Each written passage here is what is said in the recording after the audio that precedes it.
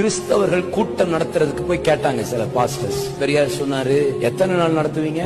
4 நாள். அதெல்லாம் முடியாது, 1 நாள் வேணா நடத்திக்கோங்க, நீ எப்படி நடத்துறீங்கன்னு பார்த்துட்டு எக்ஸ்ட்ராவா தரணுமா வேண்டாமா நான் சொல்றேன் அப்படின்ட்டு. முதல் நாள் கூட்டம் நடந்தது. பெரியார் மேல இருந்து பார்த்தா அடுத்த நாள் காலையில போய் கேட்டாங்க, ஐயா மீட்டிங் 1 நாள் இல்ல 10 நாள் நடத்திக்கோன்னாரு. மீட்டிங் 4 நாள் நடந்தது. 4 நாளும் பெரியார் மேல நின்னு பாத்துருக்காரு. பார்த்துட்டு அடுத்தது அவர் திருச்சி மாநாட்டுக்கு தான் போயிருக்கிறாரு. திருச்சி மாநாட்டுல போய் மேடையில உட்கார்ந்து, ஏய் உங்களுக்கு ஒரு குட் நியூஸ் அப்படின்னாரு. அவர் சொல்லாரு, சென்னையில பெரியார் தடல மீட்டிங்க்கு கேட்டாங்கன்னு கொடுத்தம்பா. 4 நாள் எல்லாம் ஒண்ணு போல ட்ரெஸ் போட்டிருந்தான், ஒண்ணு போல உட்கார்ந்து இருந்தான், ஒண்ணு போல உட்கார்ந்து சாப்பிட்டான்.